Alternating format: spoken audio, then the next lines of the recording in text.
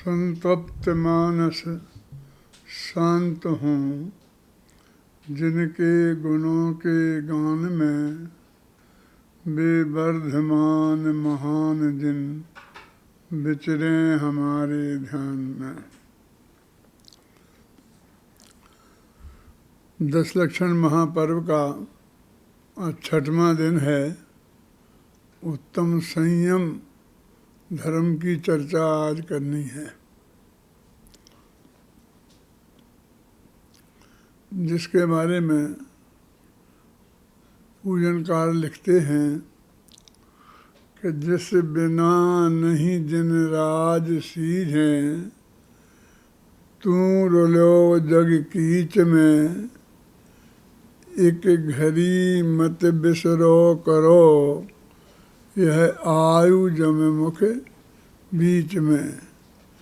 संयम बिन घड़ी एक न जाई, कि संयम के बिना हमारे जीवन की एक घड़ी भी बर्बाद नहीं होनी चाहिए। अधिक क्या कहें, जिस बिना नहीं जिन राज सीझें, जिसके बिना तीर्थंकर देव भी, जिनेंद्र भगवान भी संसार से पार नहीं होते, सिद्ध नहीं होते, सीझते नहीं हैं, है ना। दाल चावल सीझ गए कि नहीं सीझे, सिद्ध होना, जो आत्मा का मुक्त होना, उसको सिद्ध होना बोलते हैं, वो सीझना बोलते हैं। तो कहते जिस बिना नहीं जिन राज सीझें, जिसके बिना जिनेंद्र भगवान की भी सिद्ध दशा को प्राप्त नहीं होते।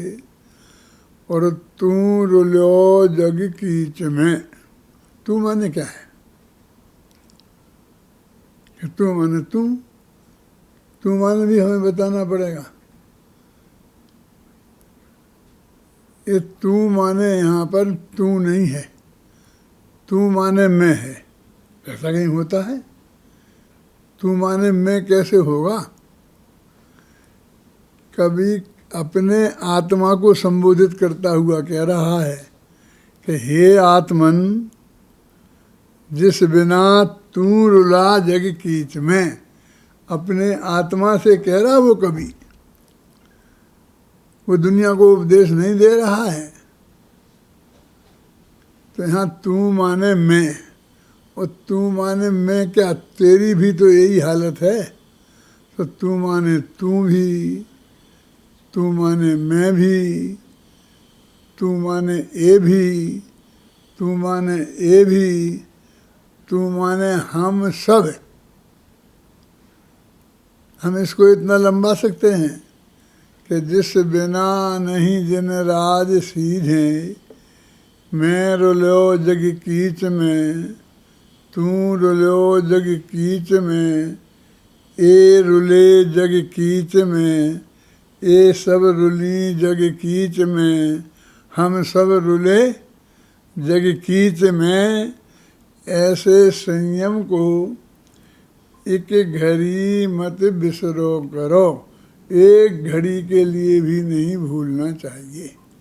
माने हमेशा इसको ध्यान में रखना चाहिए और इस जीवन को धारण में जिसे करना चाहिए। जिसकी इतनी आवश्यकता महसूस करते हो आचार्य देव, वो संयम कैसा होगा जिसके बिना एक घड़ी भी नहीं जानी चाहिए। और कहते हैं ना कि जिसके बिना देवता भी तरसते हैं, क्योंकि देवगति में संयम होता नहीं। स्वर्ग नरक पशु गति में नाही, आलस हरण करन सुख ठाई। है ना, स्वर्गों में भी नहीं है, हो नहीं सकता है, नरकों में नहीं है, और पशु गति में भी सकल संयम नहीं है। और देश संयम है तो बहुत लाखों करोड़ों में एक आध के होगा। उतनी अनुकूलताएं उस गति में नहीं है इस संयम को धारण करने की। तो स्वर्ग नरक पशु गति में नाही, आलस हरण करन सुख ठाई। ये प्रमाद का हरण करने वाला, ये आलस माने हमारा तुम्हारा आलस नहीं, जो ये 25 कसायों रूप प्रमाद होता है। प्रमाद के होते हैं ना, 15 भेद होते हैं ना, 4 कसाएँ, 4 इंद्रियों की अधीनता, 5 इंद्रियों की अधीनता, 4 विकथाएँ, निद्रा और स्नेह, इन 15 चीज़ों के मिक्सचर का नाम प्रमाद है ना। तो कहते हैं कि स्वर्ग नरक पशु गति में नाही, आलस हरण करन सुख ठाई। तो वो कहते हैं कि वो क्या है वो संयम आखिरकार, जिसके लिए देवता तरसते हों। वो संयम 2 रोटियां छोड़ देने का नाम नहीं होगा एक दिन के लिए।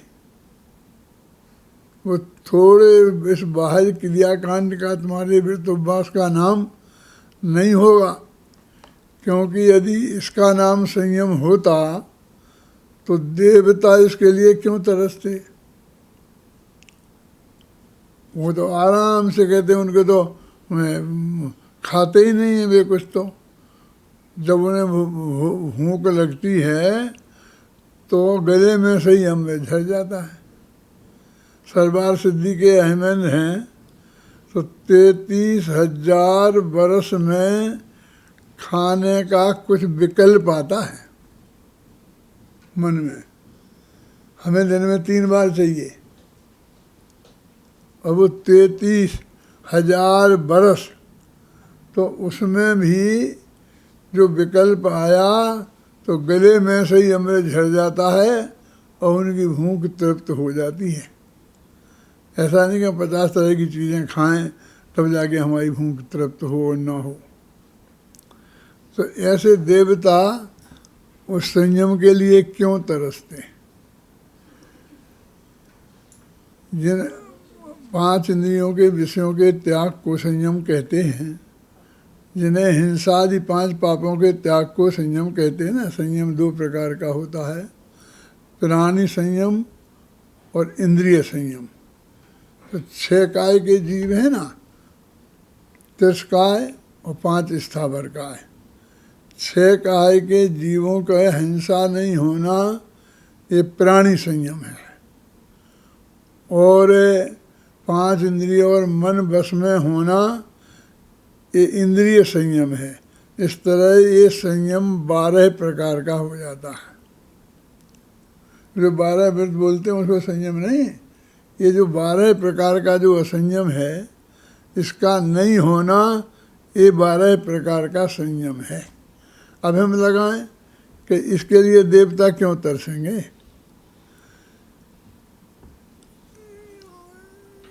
उनके जीवन में उनके माध्यम से एक जीव की भी हिंसा नहीं होती है। क्यों? कि उनका बेकरी एक शरीर होता है, इसलिए वो जीवों का घात प्रतिघात नहीं होता है।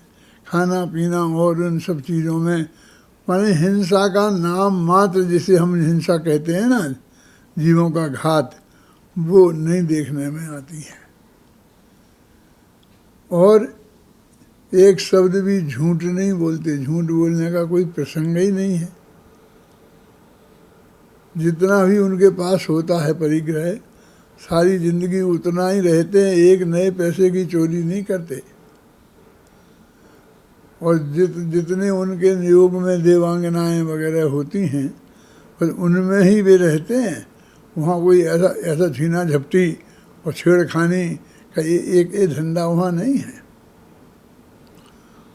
और परिग्रह भी जितना होता है बस उतना ही रखते हैं, कोई कमाते नहीं हैं। तो हिंसा, झूठ, चोरी, कुशील और परिग्रह, ये 5 पाप भी देखने में नहीं आते। और 5 इंद्रियों के विषयों की अधीनता, जैसे अभी बताई थी कि परे अप्रविचारा, 16वें स्वर्ग के ऊपर तो प्रविचार है ही नहीं। स्पर्श इंद्रिय के विषय का सेवन, जैसे हम जगत वाले जीव विषय का सेवन कहते हैं, वो चीज़ है ही नहीं। और यहाँ भी दो स्वर्गों तक है मनुष्यों जैसा, फिर विचार, फिर बाद में शेष, स्पर्श, शब्द। बस शब्द सुना और उनकी तृप्ति हो जाती है। मन में विकल्प आया और तृप्ति हो जाती है। तो ऐसा स्पर्शन इंद्रिय विषय के का अभाव है। रसना इंद्रिय के विषय की बात, ऐसा दिन में 3 दफे खाने की बात नहीं है। मैंने बताया ना आपको कि 33,000 वर्ष में सर्वार्थ सिद्धि के हम इंद्रियों को। मन में विकल्प होता है खाने का तो गले से ही अमृत झड़ जाता है और उनका भूख शांत हो जाती। रसना इंद्रिय का विषय ऐसा है। जबान जूठी तब भी नहीं होती है। ऐसा ही घ्राण इंद्रिय का विषय समझ लो, चक्षु इंद्रिय का विषय भी समझ लो। ऐसा ही जाएंगे घूमने फिरने तो नंदन वन में जाएंगे तो वहाँ आखितम चैत्यालय हैं, असंख्य जिनबिम्ब हैं। रोजीना अपन भगवान की पूजन करते हैं और गिनाते हैं। तो जितने गिनाते हैं ना उतने तो गिनती में आए हैं इसलिए हैं। बाकी असंख्य भिनतरों के उन भवनवासियों के मकानों में जो हैं उनकी तो गिनती ही नहीं है। तो वहाँ घूमने जाते हैं। बोलो क्या है। और चक्षु इंद्रिय में भी जिन बिंबों के दर्शन बढ़िया बढ़िया स्वरम दृश्य देखते हैं। कोई गंदे सिनेमा देखने तो वे कहीं जाते नहीं हैं। और कर्ण इंद्रिय का विषय कि मधुर से मधुर संगीत भी उनको सुनने का विकल्प नहीं आता है और वे संयमी नहीं है। तो क्या कमी है उनकी।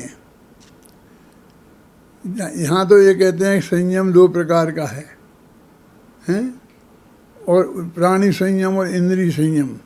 और इनको बोलते हैं प्राणी असंयम और इंद्रिय असंयम। और ये उनके नहीं है और मनुष्य गति में ये है। मुनिराज के तो है ही स्पष्ट ही। लेकिन अभी अणुवृत्ति के भी देश संयम है ना, संयम तो है। तो अब इनको लगाओ उनकी अपेक्षा कि इनको स्पर्शन इंद्रिय का विषय कितना है। ना सही परस्त्री सेवन, लेकिन स्वस्त्री सेवन तो है ही ना। और कितनी स्त्रियां कि जितनी तुम्हारी मर्जी, 10, 20, 25, 50, जितनी भी तुम्हारी मर्यादा में तुम्हें रखना हो रखो।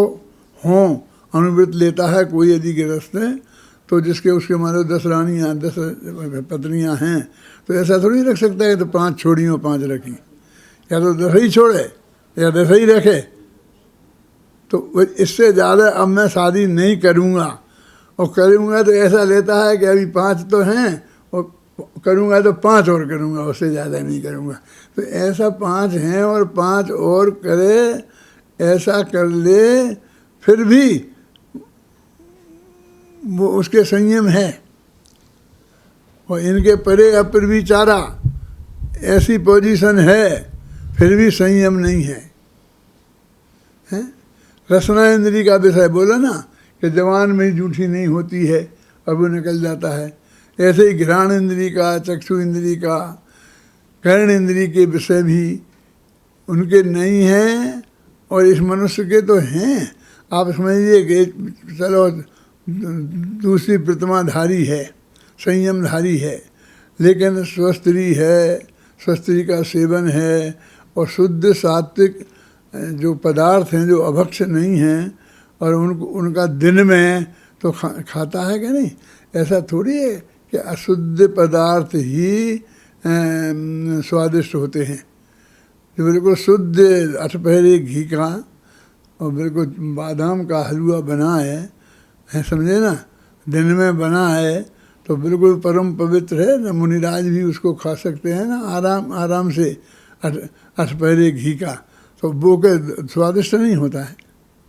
माने 5 इंद्रियों रसना इंद्रिय का विषय अकेले अभक्ष पदार्थों में ही होता है ऐसा नहीं है। भक्ष पदार्थ में भी असंख्य पदार्थ ऐसे हैं जो बहुत हैं। और फिर तो ये तो व्यक्ति की बात है, किसी को कोई चीज़ अच्छी लगती है, किसी को करेला ही अच्छा लगता है तो करेला ही उसके लिए तो स्वादिष्ट है। तो रसना इंद्रिय का विषय भी उसको है। घ्राण इंद्रिय का विषय ना सही वो इत्र फुलेल का उपयोग करता होगा, लेकिन जो चंदन है, भगवान को चंदन घिस के चलाता है, मंदिर में चावल वगैरह रंगता है, तो उसकी गंध तो आती होगी ना, वो तो उन्हें उसे अनुकूल लगती ही होगी ना। घ्राण इंद्री का विषय भी है, चक्षु इंद्री का विषय ना सही कोई गंदे गंदे सिनेमा वगैरह देखने जाता होगा, लेकिन भगवान के पंच कल्याणक तो देखने जाता है। वहाँ क्या देखने के बढ़िया दृश्य नहीं होते हैं, एक से एक बढ़िया दृश्य होते हैं। और कर्ण इंद्रिय के विषय ना गंदे गंदे गाना नहीं सुनता होगा, लेकिन आध्यात्मिक भजन और सुमधुर कंठ में तो सुनता होगा ना।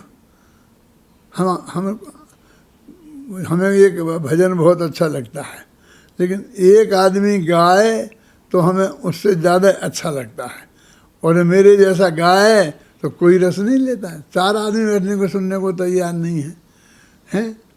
और वो गौरव सोगानी गाए तो हजारों लोग सुनने को तैयार हैं। तो वो अध्यात्म के प्रेमी नहीं है, वो स्वर के प्रेमी हैं। उन्हें ही खुद ऐसा भ्रम हो जाता है कि हमें बहुत अच्छे लगते हैं, गौरव सोगानी के भजन अच्छे लगते हैं। तो भजन तो वही है, भजन का भाव तो वही है, लेकिन तेरे को वो कर्ण इंद्री का विषय है। ऐसे मन के बारे में तो 5 इंद्रिय और मन के विषय इस पंचम गुणस्थान वर्ती श्रावक के ज़्यादा देखे जाते हैं, और उस देवगति में नहीं देखे जाते हैं। अरे सम्य दृष्टि देवों के तो देखे ही नहीं जाते, मिथ्या दृष्टि देवों के भी नहीं देखे जाते हैं। ऐसी स्थिति में जो हमारे आचार्य कह रहे हैं कि स्वर्ग नरक पशु गति में नाही, आलस हरन करन सुख ठाई, ठाही पृथ्वी जल आग मारत रूख त्रिश करुणा धरो। इच्छे है ना जीव 6 काय के, उनकी रक्षा की बात है। वो सप रसन रसना घ्राण नैना, स्पर्शन रसना घ्राण नैना, वो कान मन सब बस करो। ये सब इन 5 इंद्रियों को बस में करने वाला ऐसा जो संयम है, हम बाहर में स्पष्ट देखते हैं कि उनके है, और हमारे आचार्य भी कहते हैं कि ये संयमी है और वो संयमी नहीं है। तो इसका मतलब संयम कुछ और चीज़ का नाम है, जो इसके है और उनके नहीं है। इसके बारे में हमें गंभीरता से खोज करने की ज़रूरत नहीं है। जब हमने ये पढ़ा, शास्त्र पढ़े तो बात की जाने, तो पूजन तो पढ़ते ही है ना, साल में 10 बार तो पढ़ते ही पढ़ते हैं, 10 दिन पढ़ते हैं, पूजन करते हैं, तो उस दिन तो बोलते ही बोलते हैं ना। तो उसका अर्थ तो मोटा मोटा पंडितों की समझ में तो आता है ना। हमारे जो विद्वान हैं, हम साधारण जनता को छोड़ दें, और साधारण जनता को विद्वान लोग तो समझाते ही है ना। तो वो जो कहते हैं, तो ऐसी कोई चीज़ है जो उन्हें पंचम गुणस्थान वर्ती मनुष्यों के है और देवताओं के नहीं है। मनुष्यों की बात जाने तो त्रिंचों के है। कहते हैं शंभु रमन समुद्र में कितने हजारों हजारों संख्य त्रिंच पंचम गुणस्थान वर्ती वाले मौजूद हैं, माने वे संयम में मौजूद हैं। क्या तो क्या चीज़ है वो? अब वो तो बहुत गहराई से अनुभव पूर्वक ही जाननी पड़ेगी, लेकिन आपको कहो तो शास्त्रीय भाषा में तो मैं अभी आपको 1 मिनट में बता सकता हूँ कि उनके 2 कषाय का अभाव है, माने अप्रत्याख्यानावरण और अनंतानुबंधी। अनंतानुबंधी और अत्याख्यानावरण क्रोध मान माया लोभ का अभाव है उस मनुष्य के, उस त्रिंच के जो पंचम गुणस्थान वर्ती है, और उन देवों के नहीं है। ऊपर के सम्यक दृष्टि हों तो अनंतानुबंधी का है, अप्रत्याख्यानावरण का अभाव नहीं है। अप्रत्याख्यानावरण क्या है? तो हम कह रहे कि वाह वो खूब जोर का गुस्सा आए तो अनंतानुबंधी, उससे कमजोर कहाँ है तो अनंता अप्रत्यक्ष खानावरण, ऐसा नहीं है। ये मंदता और तीव्रता तो लेस्या के भेद हैं, ये नहीं। अनंतानुबंधी कसाय अलग है, तो वो अनंतानुबंधी कसाय उनके भले गई, लेकिन अप्रत्यक्ष खानावरण कसाय उनके विद्यमान है। वैसा पंचेंद्रिय का विषय त्याग होने पर भी, जैसा अभी बताया था ना कि 33,000 वर्ष तक खाने का विकल्प नहीं आता, ऐसा होने पर भी उनके वो असंयम है। कौन सा? अप्रत्यक्ष खानावरण कर्म के कसाय का उदय। शास्त्रीय भाषा में तो स्पष्ट हो गया है ना। और बाकी अनुभव की चीज़ है, तो अनुभव में आ भी जाएगा तो उसे भाषा प्रदान करना संभव नहीं है। संभव होता तो हमारे आचार्य देव पहले ही उस भाषा को अत्यंत स्पष्ट शब्दों में व्यक्त कर देते थे। उन्हें भी समझाने के लिए बाहर के जो संयोगों का ही उदाहरण देना पड़ा। अब हमारे लिए समझाने की समस्या इतनी है, देवगति की तो अभी देवों को तो किसने देखा है, लेकिन हमारे जो हमें चक्रवर्तियों के पढ़ते हैं ना, तो वही हमारे गले नहीं उतरता है कि इतने इतने भोग, इतनी भोग सामग्री, इतनी सारी सामग्री इकट्ठी, और चक्रवर्ती के भोग में अंतराय नहीं पड़ता है, और ये होता है वे होता है, दुनिया भर की बातें हमारे गले यही नहीं उतरती है कि उसके अनंतानुबंधी कसाय संबंधी राग नहीं है, तो उसके स्वरूपाचरण चारित्र है, उसके सम्यक्ताचरण चारित्र है। वो बिल्कुल संयम न असंयम हो ऐसा नहीं है, और वो बिल्कुल माने बहुत थोड़ा सा है ऐसा नहीं है। अनंतानुबंधी गई तो अनंत संयम आ गया, और जो वो रह गया ना अप्रत्यक्ष खानावरण, वो प्रत्यक्ष खानावरण और संजुलन के उदय वाला असंयम, उससे वो अनंत गुणा है। चारित्र मोह की प्रकृति माने मिथ्यात्व तो अलग है, वो तो दर्शन मोह की प्रकृति है, लेकिन अनंतानुबंधी भी है ना, और वो भी साधारण नहीं है। फिर कहते कि ऊपर से दिखाई, वो कहते ना वो कि वो छठला में पंक्ति आती है ना, चरित्र मोह बस लेस न संयम, लेस भी संयम नहीं है चारित्र मोह के बस से। तो अनंतानुबंधी जो प्रकृति है वो चारित्र मोह की नहीं है ना, और वो चली गई तो वो अप्रत्याना खानावरण से कई गुणी ताकत वाली है ना। ये तीनों कसाएं उसके सामने पासंग में नहीं बैठती हैं। फिर इतनी चली गई हो तो आप कहते संयम नहीं आया, लेकिन वो संयम आया, लेकिन वो बाहर में दिखता नहीं है, व्यवहार में। वे कहते जब बाहर से नहीं दिखेगा तो हम क्या कहेंगे, यदि अनंतानुबंधी के जाने से संयम ही कहेंगे तो फिर बाहर में तो चक्रवर्ती का वैभव दिखेगा, 96,000 पत्नियां दिखेंगी, शादियां दिखेंगी, लड़ाई लड़ता दिखेगा, और कहेंगे ये संयमी है। तो झूठा थोड़ी कहेंगे, है ना, आगम में लिखी हुई बात है ना। लेकिन कहते भाई हमारी चरणान योग की मर्यादा ये है कि जब वो बाहर दिखे जादू तो वो है जो माथे पे चढ़कर बोले, हमें वहाँ सिद्ध करना पड़े और हमको एक प्रमाण देना पड़े और आगम खोल खोल के बताना पड़े, तो वो ये नहीं कहते हैं। इसलिए कहते हम तब तक उसे असंयमी कहेंगे।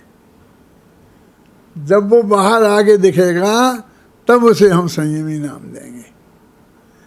लेकिन ये नाम तुम्हें जब देना हो देते रहना है, लेकिन काम हुआ क्या नहीं हुआ। अनंतानुबंधी का जो काम था वो वहाँ रुका क्या नहीं रुका है, वो अनंतानुबंधी का काम वहाँ रुक गया ना। ये जो मैं इसको जरा आपको करुणान योग की से समझाता हूँ, थोड़ा समझ लो विद्वानों के लिए सही। पहले गुणस्थान से जीव निकलता है तो 16 प्रकृतियों की बंध विच्छुत्ति होती है। तो मिथ्यात्व के कारण तो वे 16 प्रकृतियाँ बनती हैं।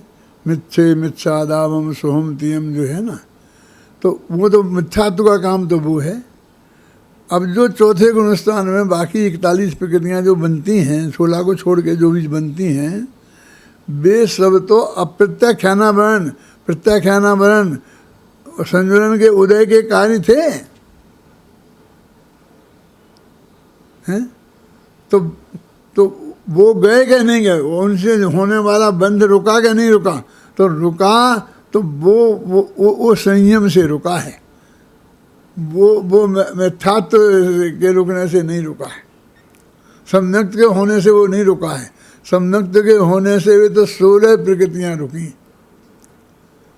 आप ख्याल में आई वीरसा के क्या नहीं, 16 प्रकृतियों की बंध विच्छुत्ति हुई, बाकी जो 25 प्रकृतियाँ दूसरे गुणस्थान में होती हैं, 4 प्रकृतियाँ तीसरे गुणस्थान में होती हैं, और चौथे में जितनी 10 वगैरह जितनी भी होती हों, वो सारी प्रकृतियाँ उसकी वजह से रुकी हैं। तो वो चारित्र भोज का काम है क्या नहीं है, तो कितना बड़ा काम हो गया।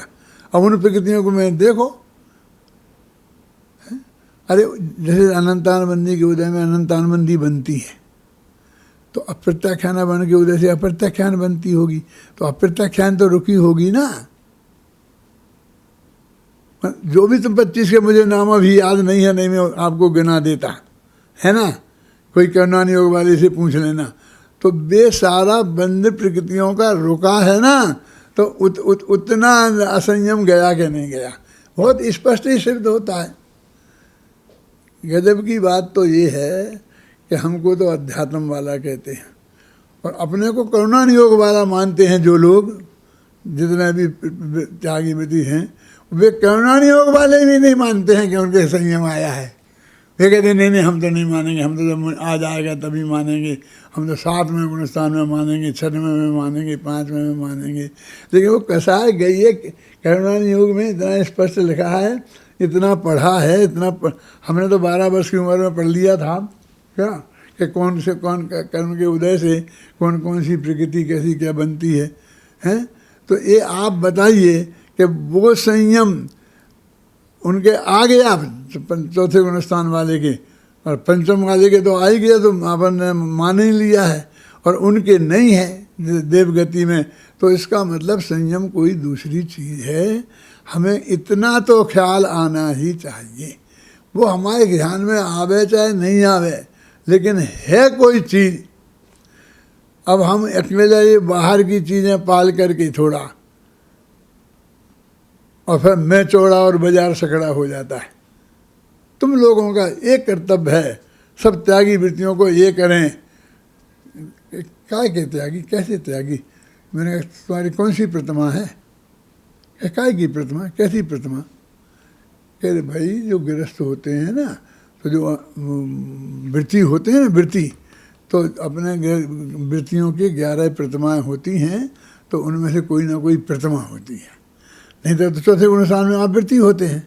अब पंचम गुणस्थान में वृत्ति हुए, तो पंचम गुणस्थान में 11 प्रतिमाएँ होती हैं। हमने ये 10 बरस की उम्र में पढ़ लिए थे, तुम लोगों ने भी पढ़ लिए होंगे। 11 प्रतिमाएँ पढ़ ली थी ना, तो वे पंचम गुणस्थान में होती हैं ना। तो वे जो प्रतिमाएँ हैं उनमें कौन कौन से क्या क्या होता है, जिसके कारण हम उसे संयमी कहते हैं, और उनका जीवन कैसा होता है, आज कैसा है, ये तो भगवान ही मालिक है, उन्हें छोड़ दो हम। लेकिन तो भी शास्त्र के हिसाब से आपकी समझ में थोड़ा बहुत तो आता होगा। वो संयम का स्वरूप, हम संयम का स्वरूप जानते कि नहीं जानते हैं? आरोप लगाते हो हम पे कि तुम में संयम नहीं है, लेकिन तुम संयम का स्वरूप जानते कि नहीं जानते, हमें इतनी बात बताओ। हम तुम पे आरोप नहीं लगा रहे कि तुम्हारे नहीं है, और बिना जाने ही हो जाता हो, और तुम्हारा ऐसे ही चलता हो, तो काम हम कुछ कहना नहीं चाहते, लेकिन तुम स्वरूप ही नहीं जान रहे अभी।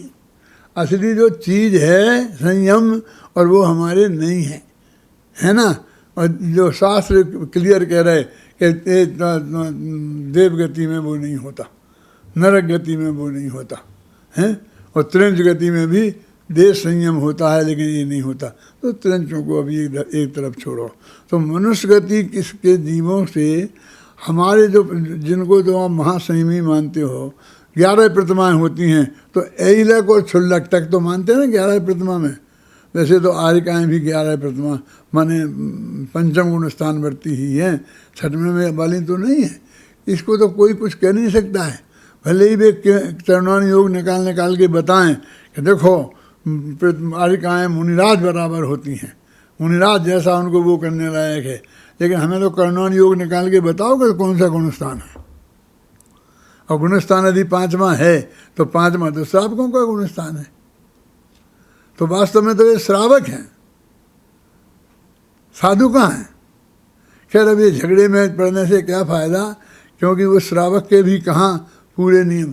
अब इतने स्थिति आ गई, एलक छुल्लक की पोजीशन में आ गए और उनको वो बता रहे कि ये संयम है, जो क्रियाकांड है, तो ये कुछ नहीं है, क्योंकि ऐसा जीवन उनका है, इससे बढ़िया जीवन सर्वार सिद्धि के अहमेंद्रों का है और 9वें गृहविक के देवों का है, मिथ्या दृष्टियों का है। वो तो कहते सब धर्मात्मा सहायक सम्यक दृष्टि हैं, लेकिन 9वें गृहविक तक तो जाते हैं, जो द्रविलिंगी मुनि जाते हैं ना, कहते हैं 9वें गृहविक तक, तो 9वें गृहविक तक मिथ्या दृष्टि रहते कि नहीं रहते हैं। और तहते चाहे थावर्तन धरे और यूँ परिवर्तन पूरे करे। तो ये संयम क्या चीज़ है, इसे हमें गंभीरता से विचार करके संयम का वास्तविक स्वरूप समझना चाहिए। वो अंतरंग के संयम को तो हम जानते ही नहीं हैं, लेकिन बहिरंग संयम की भी क्या हमारी पोजीशन है, उस पर भी हमें थोड़ा गंभीरता से विचार करना चाहिए। 5 इंद्रियों के विषयों का त्याग, जैसे हम बोलते हैं ना, तो वो 5 इंद्रियों के विषयों के त्याग के संदर्भ में भी हमारी पोजीशन स्थिति क्या है, जो भी आगम में बताया है, क्या उसके अनुसार हमारा सारे जीवन में वो है। माने सवाल होने का नहीं है, तुम्हारे भी तो नहीं है, हाँ हम कह हमारे भी नहीं है, दोनों ही एक से हैं। क्यों यही कहना चाहते हो? लेकिन तुम एक से क्या मानते हो? हमें असही में मानते हो और अपने को सही में मानते हो। यदि दोनों ही एक से हैं तो हम तो आपसे ये कहना चाहते हैं कि उसकी पहचान तो हो गया असलियत में, कि वो पंचम गुण स्थान में जो हमसे ज़्यादा स्पेशलिटी है और जो हम में नहीं है और उनमें है। यदि सचमुच पंचम गुण स्थान वाले वो हैं तो ऐसा तो कुछ है जो उनमें है और हम नहीं हैं। यदि पंचम गुण स्थान वाले तो जो हम में नहीं है, ये तो सब मान लेंगे, लेकिन ये तो गणित जैसा मानना हुआ। एक्चुअल तुम्हें ऐसा दिखता है ना कुछ, कि जो तुम में है और हम में नहीं है, वो संयम है। उसकी बात है। ये आज का दिन है वो उस संयम का दिन है। कौन सा? सम्यक दर्शन सत्य है। उत्तम शब्द जो है वो सम्यक दर्शन की सत्ता का सूचक है। देखो ना, तो उत्तम दर्शन सम्यक दर्शन की सत्ता का सूचक है, तो सम्यक दृष्टि का जो संयम है वो शत्रु है। तो उसकी पहचान बिना अनंतान अप्रता खाना वर्ण कसा जाए तो हमारे में कैसी परिस्थिति होनी चाहिए पंचम गुण स्थान में अंतरंग की है, उसका हमें विचार होना चाहिए। ये सच्ची घटना बताता हूँ मैं, बहुत पुरानी है। कितनी पुरानी है? इतनी पुरानी है कि जब मुझे क्रमबद्ध पर्याय का भी ज्ञान नहीं हुआ था, जब मेरी 21 वर्ष की उम्र की बात है। बमीना में हम दुकान करते थे, और जो हमने किताब में लिखा है ना कि कैसे हमें क्रमबद्ध पर्याय का ज्ञान हुआ, वो घटना नहीं घटी थी, उसके पहले की बात है। तो प्रवचन तो हम करते ही थे मंदिर में, तो सब अच्छे थे, विद्वान थे, और हमारी ऐसी अच्छी विद्वान प्रतिष्ठा थी। तो एक भाई जो मंदिर के सबसे हेड थे, और जब हम नहीं होते थे, जब हम नहीं थे तब वो ही प्रवचन करते थे। और मालूम कैसे प्रवचन करते थे? शाम को चाहे भयंकर सर्दी हो, आके मंदिर में नहाओ, नहा कर जैसे पूजा के लिए धोती दुपट्टा पहनते हो ना, ऐसा धोती दुपट्टा पहनो, फिर वो दुपट्टा को ऐसा लगाओ, माथा ढको, और हस्तलिखित शास्त्र ऐसे रखो और एक एक उठा करके पढ़ो, ऐसे पढ़ना पड़ रहा था वो। उसका हमारे पहले वो प्रवचन ऐसे करते थे। तो हम पंडित होते तो हमें भी प्रवचन करने के लिए कहा तो नहाओ। नहा के वे कपड़े पहनकर शुद्ध, फिर वैसे बैठ के हमने प्रवचन किए। तुम लोगों से छोटी उम्र में, तुम तो 25 वर्ष के तो हो गए हो ना, कितने वर्ष के हो? 23 के हो ना, तो हम लोग 21 के थे, तुमसे छोटे थे। तब हमने ऐसे प्रवचन किए मंदिर में। तो उनके जो छोटे भाई थे पंडित जी के, उन पंडित जी कहते थे उनको, और वे समाज के अध्यक्ष थे, सबसे मतलब प्रतिष्ठित थे, पैसे वाले थे। तो उनके छोटे भाई थे, उनका नाम बालचंद जी था। तो वो मेरे पास आए, बेचारे भोले भाले, सीधे सच्चे, दुबले पतले, और आए कि पंडित जी आपसे मैं एक बात जानना चाहता हूँ। बोलो साहब। कि मेरे 3 प्रतिमाएँ हैं, अब मैं चौथी प्रतिमा लेना चाहता हूँ, लेकिन मेरी दिक्कत ये है कि मैं पुरुष 2 उपवास नहीं कर सकता। मैंने सप्तमी का एकासन, अष्टमी का उपवास और नवमी का एकासन, माने 48 घंटे का उपवास हो। मैं 48 घंटे भूखे नहीं रह सकता हूँ, क्योंकि वो उस वक्त एसिडिटी तो कोई नाम नहीं जानता था, क्योंकि मुझे कड्डाई पड़ती है। अब कड्डाई समझ तो भूल गए, जानते हो तुम कड्डाई शब्द जानते हो कि नहीं जानते हो? बुंदेलखंडी तो जानते होंगे ना, कड्डाई पड़ती है। इसलिए मैं आपसे ये चाहता हूँ कि मुझे वो 48 घंटे का उपवास नहीं करना पड़े और मेरी चौथी प्रतिमा हो जाए, ये सुविधा मुझे आप दे दो। मैंने चौथी प्रतिमा मुझे दे दो, ख्याल में आई ना, और मुझे वो नहीं करना पड़े। समाज के प्रतिष्ठित आदमी थे, अध्यक्ष के भाई थे, प्रवचनकार पंडित के वो भाई थे। वो मेरी दुकान में आके मेरे से पूछा, मैंने भाई साहब से नहीं पूछा, कि उनसे तो मैं हमेशा पूछता रहता हूँ, लेकिन वे नहीं देते। वे कहते ऐसा नहीं हो सकता, इसलिए तो मैं तीसरी पे ही रुक गया। क्योंकि तीसरी तक क्या दिक्कत नहीं है क्या, कि तीसरी सामायिक प्रतिमा है, तो दूसरी में भी सामायिक तो करनी पड़ती है 3 टाइम, हैं 4-4 घड़ी करना पड़ती है। मुनिराजों को 6-6 घड़ी, उनको 4-4 घड़ी, और सामान्य को 2-2 घड़ी। दूसरी प्रतिमा में जो सामायिक व्रत होता है उसमें 2-2 घड़ी, फिर तीसरी प्रतिमा में 4-4 घड़ी दिन में, और फिर आगे मुनिराज हो जाओ तो 6-6 घड़ी, समझ गए ना। तो वो मैं कर लेता हूँ, इसलिए मैंने तीसरी तक तो ले ली। अब चौथे पे जाके गाड़ी अटक गई। मैंने उनसे कहा बहुत प्रेम से कि चाचा जी, अब मैं तो इस उम्र का था, मेरी चाचा जी के मतलब भी उस वक्त कम से कम 55-60 वर्ष के होंगे, उनके वो बड़े भाई तो 60-65 वर्ष के होंगे, मेरे पिताजी की उम्र के थे। तो मैंने कहा चाचा जी ये बताओ कि आपको चौथी प्रतिमा ले लेने से क्या हो जाएगा? वो काम तीसरी प्रतिमा से नहीं चलता है। आप तीसरी प्रतिमा लिए, तीसरी प्रतिमा रखो, क्योंकि चौथी आप कह रहे हो कि मेरे से पलते नहीं वो। अब ये तो आप ही कह रहे, मैं थोड़ी कह रहा हूँ कि चौथी प्रतिमा के व्रत मेरे से पलते नहीं, पल नहीं सकते। तो आप ही कह रहे हो, और फिर मेरे से कहते हो मेरे हाथ में मैं कौन हूँ? क्योंकि भगवान ने मुझे एजेंट बना रखा है, मैं तो आपका बच्चा हूँ। क्यों? कोई मुनिराज भी नहीं, किसी के हाथ में नहीं है ये। कोई आदमी, जब तुम खुद कह रहे हो कि मेरे से ये व्रत पलेगा नहीं, तो फिर कोई देने का अधिकार किसी को है ही नहीं।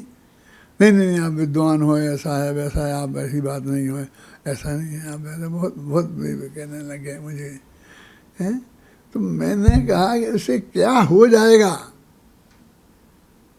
लेकिन वो तो ये समझ रहे थे कि पंडित जी मुझे दे देंगे तो भी मैं वो नहीं पालूंगा, तो भी मेरे चौथी प्रतिमा, चौथे में रुकी तो फटाफट 5वीं में तो कुछ है ही नहीं, सचित्र त्याग है, तो वो तो मैं खाता ही नहीं हूँ, छोड़ दूंगा।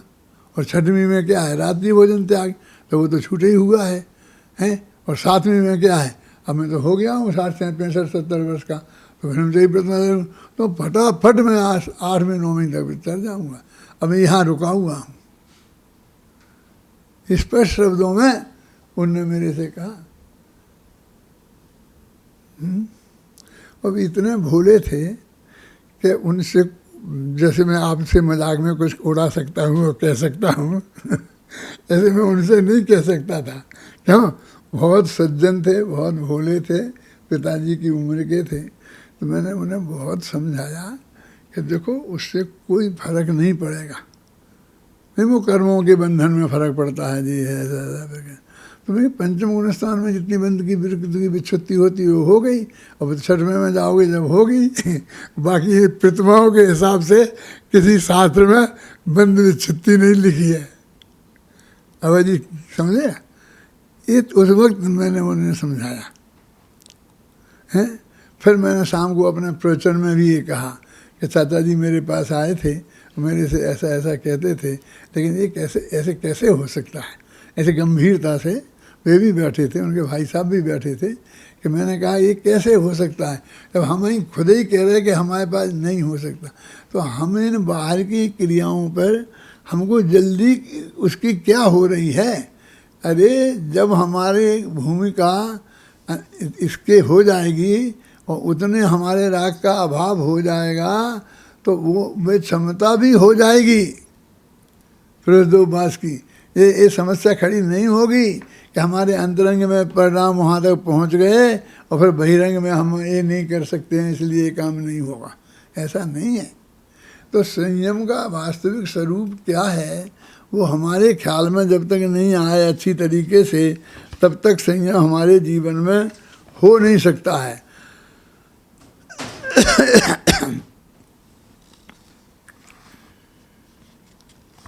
वास्तव में स्थिति तो ऐसी है कि हमारा ज्ञान भी 5 इंद्रियों के अधीन है और हमारा सुख भी 5 इंद्रियों के अधीन है। इंद्रियाधीन है। इंद्रियातीत ज्ञान चाहिए हमें और इंद्रियातीत सुख चाहिए। और इनका ये नियम है कि दोनों एक साथ ही रहते हैं। ज्ञानानंद एक सिद्धांत की दृष्टि से जब चर्चा होती है तो ज्ञाता दृष्टा आत्म राम, ज्ञान और दर्शन गुण मुख्य होते हैं। जब अध्यात्म की दृष्टि से चर्चा होती है तो ज्ञानानंद, मैं ज्ञानानंद स्वभावी हूँ, ज्ञान और आनंद गुण मुख्य होते हैं। तो जब वो प्रवचनसार में आता ना अतीन्द्रिय ज्ञानाधिकार तो अतीन्द्रिय सुखाधिकार। तो जो हमारा जो अतीन्द्रिय ज्ञान नहीं है ना हमारे पंचमगुण स्थान में, तो अतीन्द्रिय सुख भी उसी अनुपात में ही होगा ना। अतीन्द्रिय सुख, तो अतीन्द्रिय सुख और अतीन्द्रिय ज्ञान दोनों की एक साथ वृद्धि होती। तो हमारा ज्ञान भी इंद्रियाधीन है, माने हम इंद्रियों से हम 2 काम लेते हैं। ये 5 जो हमारी इंद्रियां हैं, 5 इंद्रियां इस शरीर के अलावा क्या है। इस शरीर को ही मिलाकर 5 इंद्रियां हैं। सारा शरीर तो स्पर्शन इंद्रिया है ही, फिर आँख भी स्पर्शन में ही है, कान नाक सब इस शरीर के अंदर ही है ना। ये शरीर है, चाहे शरीर का हो चाहे हमारी 5 इंद्रियां का हो, मन भी उसमें शामिल है। 5 इंद्रियां और मन इनसे 2 काम करते हैं। अब आँख से लगाएं कि आँख से हम देखने का माने ज्ञान करने का काम करते हैं। ये काला है, पीला है, चौकोर है, ये हम देखने का निर्णय करते हैं ना, तो ये आँख से करते हैं। तो ये ज्ञान करते हैं और फिर इसका आनंद भी लेते हैं। जैसे रसना इंद्री से हम चखने का कि एक खट्टा है कि मीठा है। जैसे अपन कहते हैं, माँ बहन कहती हैं देखो जी दाल ठीक है, नमक ठीक तो है, तो हम उस वक्त जब दाल को मुख में डालते हैं तो उस वक्त हमारा चखने का उद्देश्य रहता है कि हाँ ठीक है, नमक ज़्यादा नहीं है, कम नहीं है। और जब हम खाना खाते हैं तब चखने का उद्देश्य नहीं रहता, तब आनंद लेने का। तो ज्ञान का काम और आनंद का काम रसना इंद्री से, स्पर्शन से, ऐसे हम छू करके ठंडा है, गर्म है, मुलायम है, कठोर है, ऐसा ज्ञान करते हैं और ठंडे गर्म का, मुलायम कठोर का आनंद भी लेते हैं। तो इंद्रियों का ज्ञान के माध्यम, ज्ञान भी करते हैं इंद्रियों के माध्यम से और आनंद भी लेते हैं। 5 इंद्रियों पर घटित कर लेना है, ऐसा है ना। तो हमारा ज्ञान भी इंद्रियाधीन है और हमारा आनंद भी इंद्रियाधीन है, समझ गए ना। तो ज्यों ज्यों हमारा 5 इंद्रियों का अधीन जो हमारा जो सुख है ना, उस सुख में जो अप्रत्यक्ष अनावरण कषाय जाएगी तो उससे जो बढ़ेगा तो वहाँ ज्ञान भी बढ़ेगा और सुख भी बढ़ेगा, अतीन्द्रिय आनंद आएगा जिसे अपन कहते हैं। तो किसी अतीन्द्रिय आनंद अकेले केवल ज्ञान को बोलते हैं, वो तो स्पष्ट तो वो ही है, इसलिए उसी को कहेंगे। लेकिन जितना हमारा ज्ञान अतीन्द्रिय होता जाता है उतना आनंद भी अतीन्द्रिय होता जाता है। उसको शास्त्र में ऐसा स्पष्ट उल्लेख नहीं है, हैं? लेकिन चौथे गुणस्थान में अतीन्द्रिय ज्ञान माने आत्मा को जानने वाला ज्ञान प्रकट होता है तो सुख भी प्रकट होता है। तो हमारे लिए इंद्रिय ज्ञान, इंद्रिय सुख की हम कितनी ही निंदा करें, कोई उसकी पक्ष नहीं लेगा कि आप निंदा क्यों करते हो, है ना। जैसे पाकिस्तान को हम कितनी भी गालियां दें कोई कुछ नहीं कहेगा, लेकिन हिंदुस्तान का एक हिस्सा है उसको जरा कह के देखो, जरा बोलो गुजराती तो ऐसे ही होते हैं, गुजराती के यहाँ भोजन होगा तो उस दिन तुम्हारी परीक्षा हो जाएगी कि आप क्या कहते, आप क्या कह रहे थे पंडित जी, आप क्या समझते हो गुजरातियों को, गुजरातियों को आप जानते क्या हो, हैं। लेकिन पाकिस्तान की आप कितनी भी निंदा करना कोई कुछ नहीं कहेगा। ऐसे ही मिथ्यात्व को, उनको असंयम की कितनी भी निंदा करना, समझे ना। लेकिन इंद्रिय ज्ञान की भी आप निंदा करोगे तो लोग नहीं पसंद करेंगे। अब वो इंद्रिय सुख के साथ, इंद्रिय सुख ही के तो त्याग की बात करते हैं आचार्य, जो हमारे लिए कहते हैं कि इंद्रिय सुख भी सुख नहीं है, इंद्रिय ज्ञान भी ज्ञान नहीं है, तो दोनों की 5 इंद्रियों की अधीनता एक है। अब हम इंद्रियां तो रखना चाहते हैं, तो इंद्रियां रखेंगे तो उसके द्वारा जो हम ज्ञान भी करेंगे और उसका आनंद भी लेंगे, दोनों एक साथ छूटते हैं। अब इंद्रिय सुख की हम कितनी भी निंदा करें, लेकिन इंद्रिय ज्ञान के बारे में नहीं बोल सकते हैं। अभी तो गुरुदेव के प्रताप से बहुत बात होने लग गई, लेकिन पहले नहीं से था।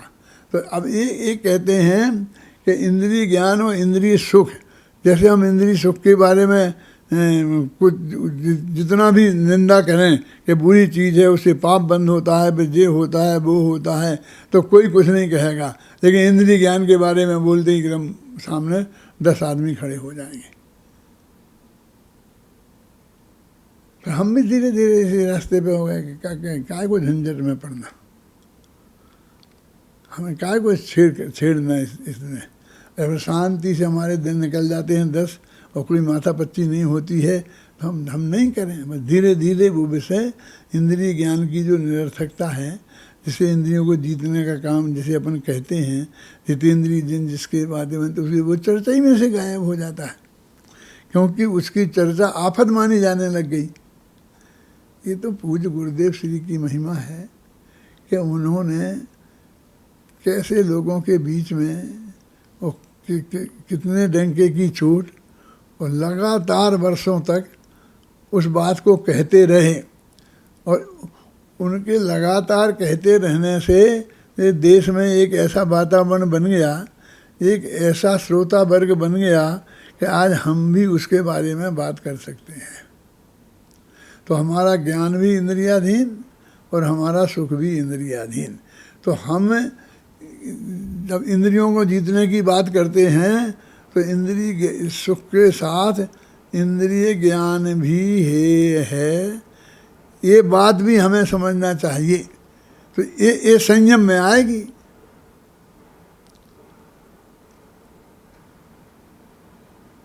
तो लेकिन मैंने बोला ना कि हमारा ज्ञान भी इंद्रियाधीन और हमारा सुख भी इंद्रियाधीन।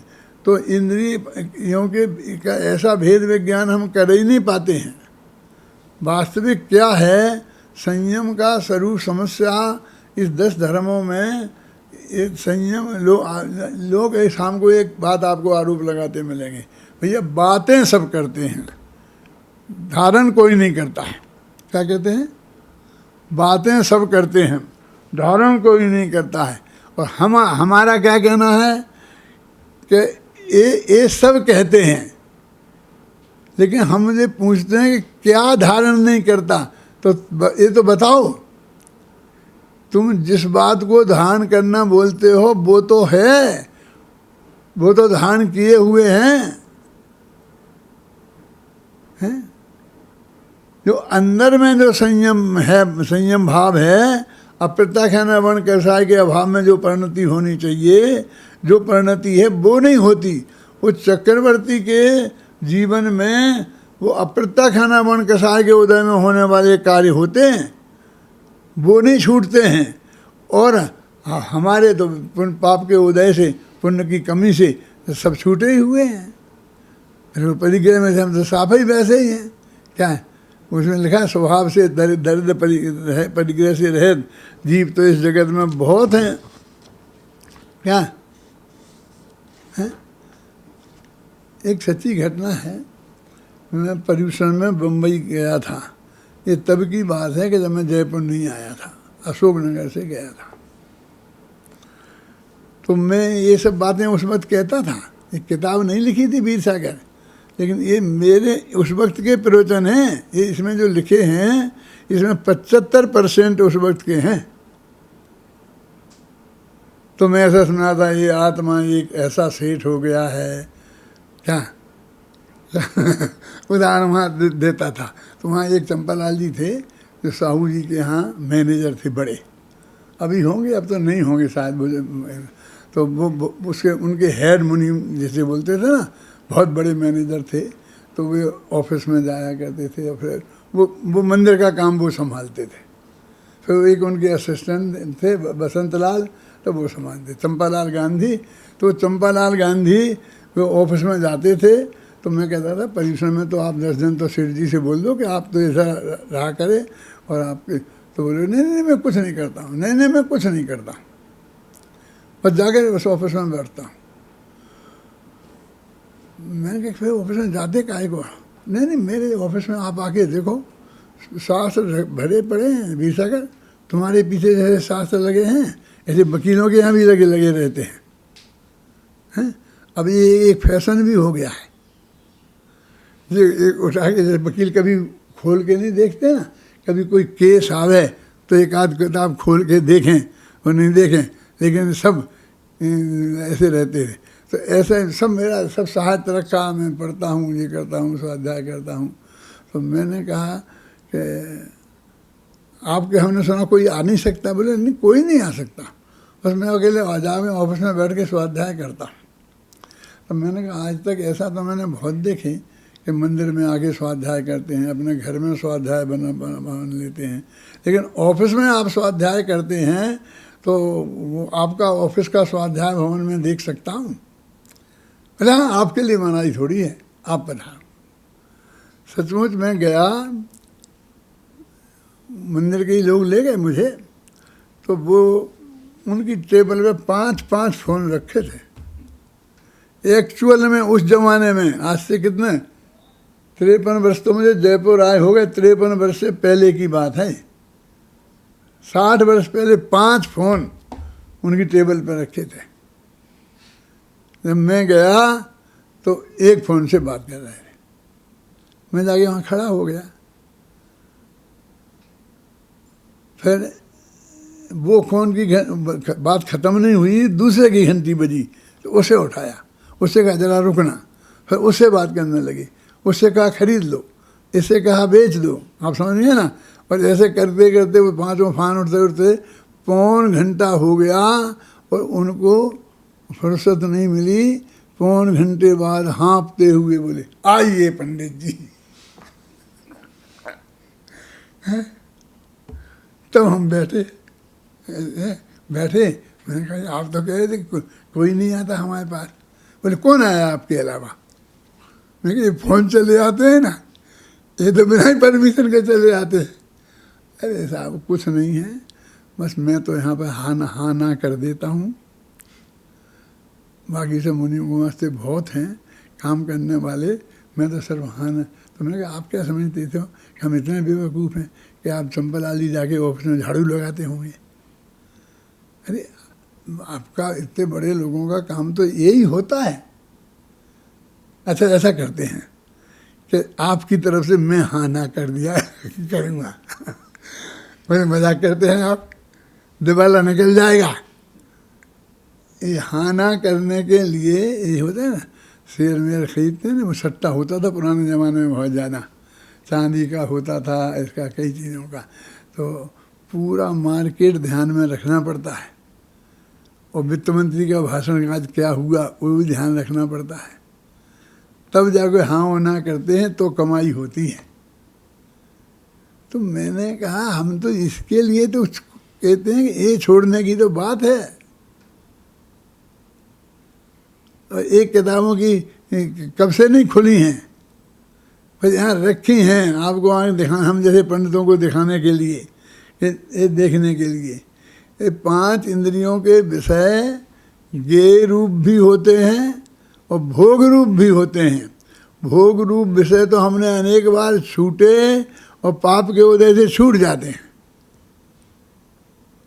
पाप का उदय भी कई तरह का होता है, वो बताऊंगा नहीं, दिक्कत है बताने में। क्यों? एक तो ऐसा है कि अपने सामग्री नहीं है, घर में खाने कोई नहीं है, घी ही नहीं है, चीनी नहीं है, तो फिर सब रूखा सूखा खाना ही पड़ेगा ना। एक तो ऐसा त्याग होता है, और एक ऐसा होता है सब सामग्री पूरी रखी हुई है, और अपना पाप के उदय से हमें ऐसी बुद्धि जगी कि आज मेरा उपवास है ना खतरनाक बात। माने भोग सामग्री सामने मौजूद हो और फिर हम उसे नहीं भोगें तो वो भी हमें उपलब्ध नहीं हुई ना।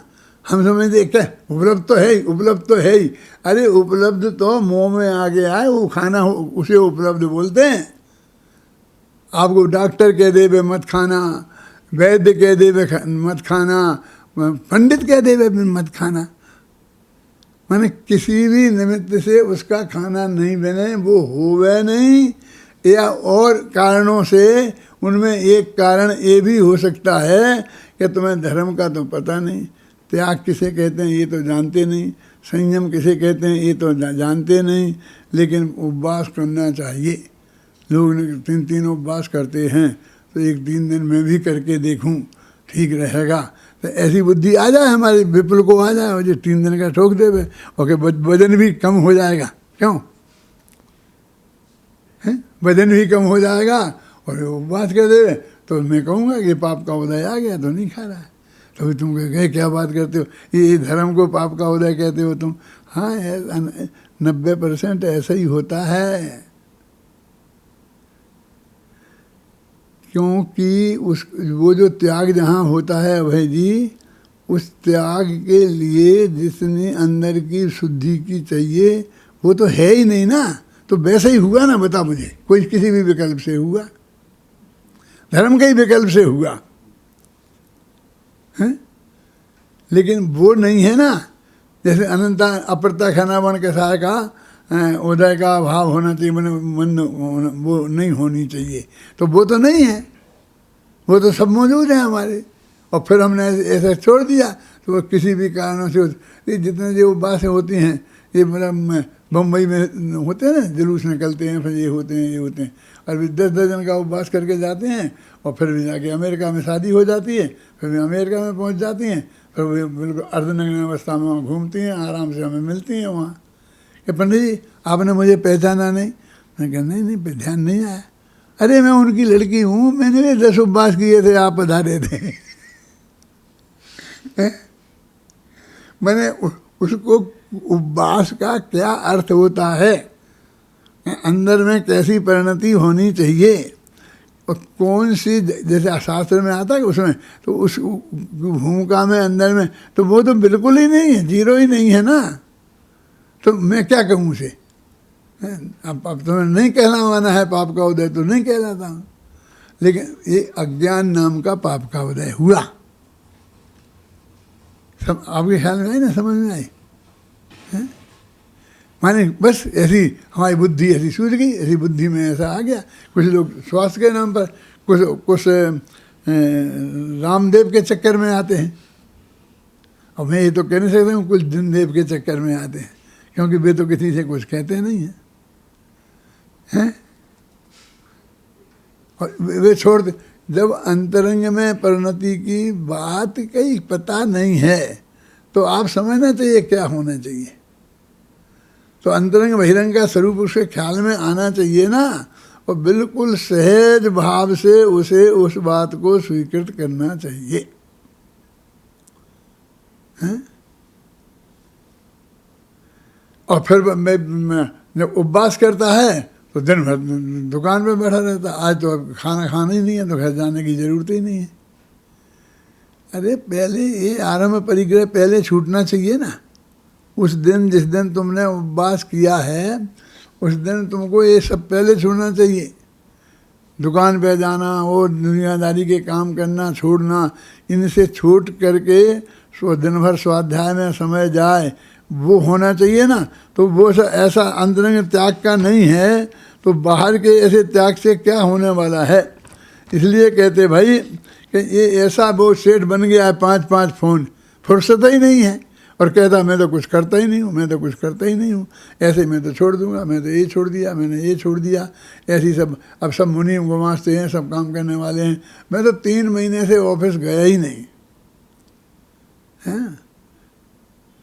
नहीं गए, छोड़ दिया आपने सब।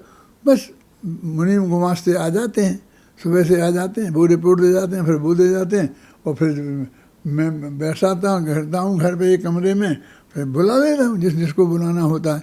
वे सब दौड़ दौड़ के चले जाते हैं, वो बताते हैं और उसको थोड़ा सा मार्गदर्शन दे देता हूँ। अरे भाई यही किया जाता है, इसको ही छोड़ना है। तो हम अभी समझ ही नहीं रहे हैं कि क्या छोड़ना है, कैसे छोड़ना है, संयम क्या चीज़ है। संयम हमारे जीवन में आने के पहले संयम समझ में तो आना चाहिए। संयम आए हमारे जीवन में, इसके पहले वो संयम हमारे समझ में तो आना चाहिए। तो समझ में ही नहीं आता है तो चौथे गुणस्थान का स्वरूप, 5वें गुणस्थान, एक काम है हमें साफ स्वरूप समझ में गहराई के तुमने ईमानदारी से उसको समझने की कोशिश ही कहाँ की है। अंदर में ये विचार करने की ज़रूरत नहीं है। शास्त्र में ये लिखा है कि जब दूसरी प्रतिमा होती है, मोटी मोटी बता रहा हूँ मैं, तो उसको अष्टमी चतुर्दशी के उपवास होता है ना।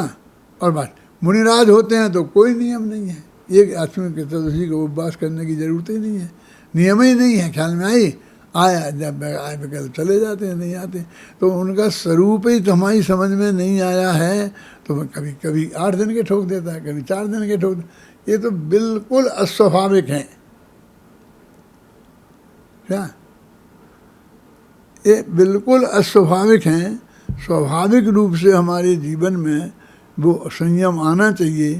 संयम आने के पहले एक वाक्य बोलता हूँ, वो संयम का स्वरूप हमारी समझ में आना चाहिए कि वास्तव में संयम का स्वरूप क्या है। जब हमारे संयम का स्वरूप समझ में आएगा तो फिर संयम बाद में जीवन में आता है। पहले समझ में आता है, फिर जीवन में आता है। सभी लोग संयम का स्वरूप समझकर अपने जीवन में संयम को लाएं। इस मंगल भावना के साथ मैं अभी की बात समाप्त करता हूँ।